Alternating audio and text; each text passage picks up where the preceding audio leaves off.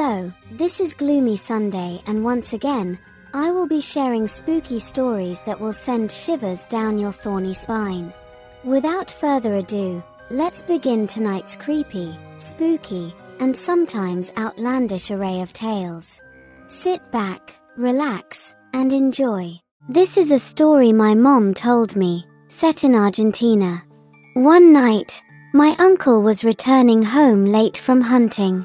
He had to traverse a steep mountain path that clung to the edge of the slope. The night was pitch dark, and without a flashlight, he relied on the moon's pale light to guide his way. As he descended the mountain toward his village, he began hearing strange noises. It sounded as though a large group of people was making their way up the path, their cries echoing through the night. Among the weeping, he could also hear voices speaking indistinctly. He stopped in his tracks, straining to make sense of the commotion. The sounds grew louder, drawing closer. Quickly scanning his surroundings, he spotted a thick bush near the path. He crouched behind it, hiding, and peered out to see what was coming. What he saw chilled him. Shadowy figures emerged from the darkness, carrying a body draped across a horse. Among the voices, one stood out, a voice he recognized. It belonged to a man from his village. The man said, "Be careful, it's slippery. You might fall and drop the body." Curious and unsettled, my uncle squinted to see whose body they were carrying. When his eyes focused, he was stunned. It was the eldest woman in the village. He knew this couldn't be possible. When he left for his hunt earlier, the woman had been alive and well. Even if she had passed away while he was gone, it was far too soon for a funeral procession to be taking place. Frozen in disbelief, he stayed hidden as the shadows passed him by. Minutes later, after the noise had faded, he gathered his courage and hurried home.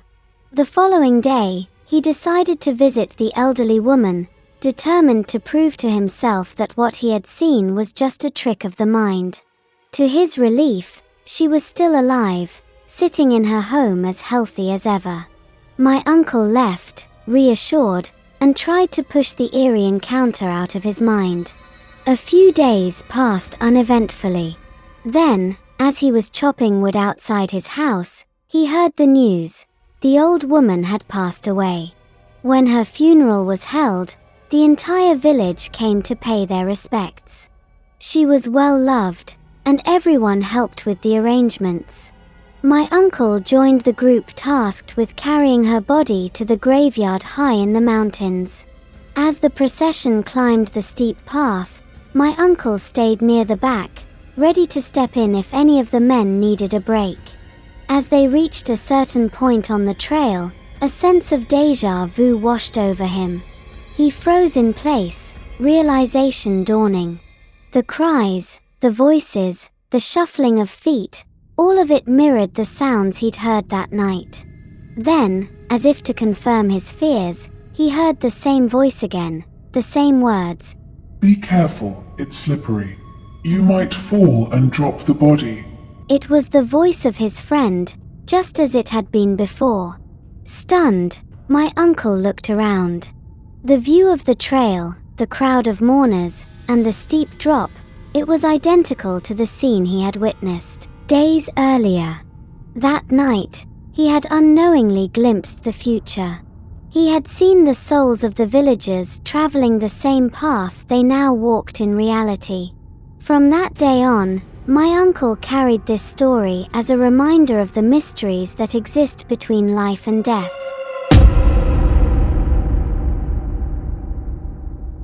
A premonition is a warning that comes in advance, or a feeling that something is going to happen.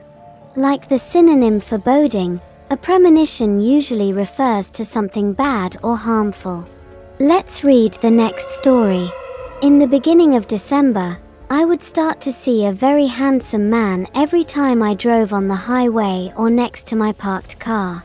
Just glimpses. He was so handsome when he approached me. He gives you that feeling when you first saw Love's Destiny, the Thai drama.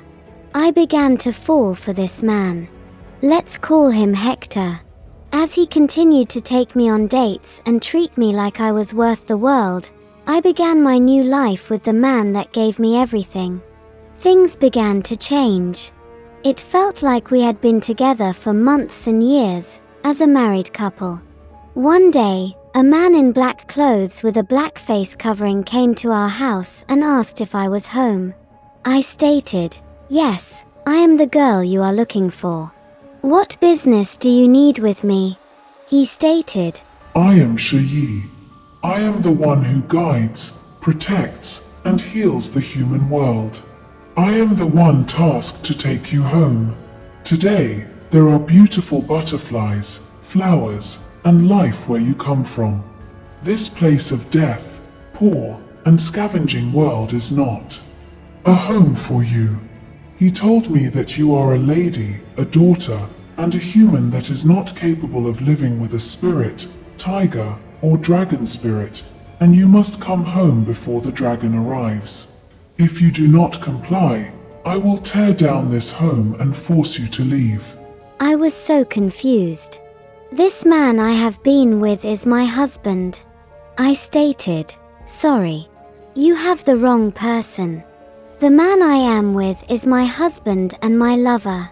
This house we live in, we built and worked hard for our life. Please leave me alone." He then pulled me out and told his guides to carry me onto the horse. His guides were normal-looking people but strong.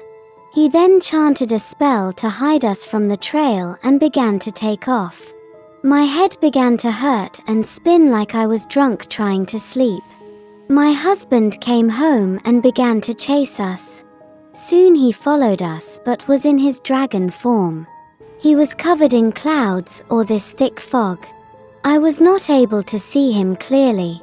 His voice was very loud and had a strong tone. He was in his human form and started crying to the Shi. O Shi, the great healer, protector, and the one that guides the humans. Please let my wife go. We have been in love since 300 years ago, and now that I have found her, I would do anything to let her live with me again. He was crying so much and on his knees begging for us not to leave. He offered all the gold, money, and land to the Shi in order to have me in return, but the Shi denied. After Hector was denied, he asked if he could speak to me one more time before he was never able to see me again until we find each other again. As we continued to be hidden and run away, I asked the Shi to allow me to say my goodbyes, and I would go with him without fighting back, and he said okay. So while he kept us hidden, I yelled out to Hector crying with boogers all over my face. I stated, "My love, if I had known this would have happened, I would have kept myself hidden forever so we can continue to live as a couple until the world ended. Oh, how unfortunate that we have separated again. Continue your daily life as if I was there. Forget that in this lifetime I was your partner, for this was not meant to be. If there is a heaven and earth, they will be the judge of our destiny. Goodbye, Hector." A couple days later, I was so confused on how long I have been in a coma. I forgot everything happened until my sister told me what the shaman ritual that happened was about.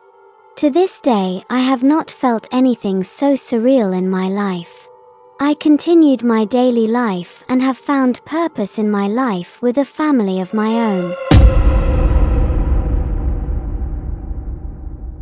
Good Carl Jung quote on the matter: "Every man carries within him the eternal image of woman, not the image of this or that particular woman, but a definitive feminine image. This image is all imprinter archetype of all the ancestral experiences of the female, a deposit, as it were, of all the impressions ever made by woman. Since this image is unconscious, it is always unconsciously projected upon the person of the beloved, and is one of the chief reasons for passionate attraction or aversion." Let's read another one. Back when I was in the Appalachian Mountains, people always said if you ever see or hear something strange, just keep moving forward and pretend you didn't notice. At the time, I had partial hearing loss. Not completely deaf, but enough that I needed to face someone directly to understand what they were saying. When I was about 13 or 14, I went out one evening with my older cousin to meet some girls in a neighboring village. On the way there, my cousin told me to follow his lead. If I run, you run. If I creep, you creep. If I hide, you hide. I agreed, but I asked him why it was so important to mimic him. He explained that the road we were traveling was haunted and we needed to move quickly. If he saw or heard anything, we'd have to change course immediately. I was nervous, but I still wanted to go, so we pressed on. The journey to the village was uneventful. When we arrived, we met two kind girls who were preparing dinner. They invited us to join their family, but we politely declined, asking if we could see them later instead. They agreed, and I was thrilled, but also embarrassed. My hearing loss made it difficult for me to communicate, so I let my cousin do all the talking while I just laughed when he laughed. It felt awkward being there, silent and unable to join the conversation. One of the girls asked my cousin why I wasn't speaking, and he quickly came up with a story. I'd been stung by a wasp in the ear when I was younger. She felt sorry for me and came to sit beside me. I was shy. This was the first time a girl had ever paid me any attention. Gathering my courage, I tried to start a conversation with her, but all I could manage were simple yes or no answers, mostly nodding. She carried the conversation, and to my surprise, she didn't seem to mind. As the night wore on, I finally mustered enough confidence to introduce myself and ask for her name. I also asked if my hearing loss bothered her. She smiled and said, "It's your heart I want, not your ears." Her kindness filled me with happiness. By the time we said goodbye, it was close to 4 a.m. and the roosters were starting to crow. On our way back, I followed my cousin closely. Suddenly, he started running, and I ran after him. Every turn he made, I followed. We reached a crossroads and saw a woman dressed in black standing in the middle of the road, facing south. My cousin stopped and pulled me behind a large tree. He whispered for me to stay silent and not move. Through the leaves, we watched as the woman began walking toward us. My cousin motioned for us to hide under a pile of leaves. Heart pounding, I lay there, my hair standing on end. As she passed by, I could barely make out her face, but I knew she wasn't human. After she disappeared down the road, we avoided the main path and took a detour through the woods. When we finally got home, my cousin told my dad what had happened. He said the woman had been calling my name, though I hadn't heard it. My cousin asked if I had told the girls my name, and I admitted I had. He warned me never to share my name openly in situations like that again. My father immediately called for a shaman. The shaman explained that the demon would keep searching for me unless we acted quickly. To protect me, he performed a ritual, creating a straw doll dressed in my shirt. He told the spirit that the person it sought was no longer here and threw the doll off a cliff. A week later, I heard that the girl I'd spoken to had fallen gravely ill and passed away. Despite the shaman's intervention, I began dreaming about her. In the dreams, she was vibrant and beautiful, but I knew she was dead. I begged her to leave me alone, telling her I was too young and irresponsible. She cried, and seeing her tears made me sad, but I tried to convince her to let me go. One day, while working in the rice fields, I thought I saw her standing in the garden. Startled, I scanned the area, but no one was there. My father noticed my pale face and asked if something had happened. I confessed that I'd been dreaming of the girl and thought I'd seen her earlier that day. My father raised his spiritual knife and spoke to the spirit, asking her to leave me alone. He told her, "You belong to the land of the dead. My son is still alive. If you truly love him, let him be." Later, we returned to the girl's village to make an offering in her honor. Her family had moved away after her death, but we killed a pig as a gesture of respect and condolence. After that, she never appeared to me again.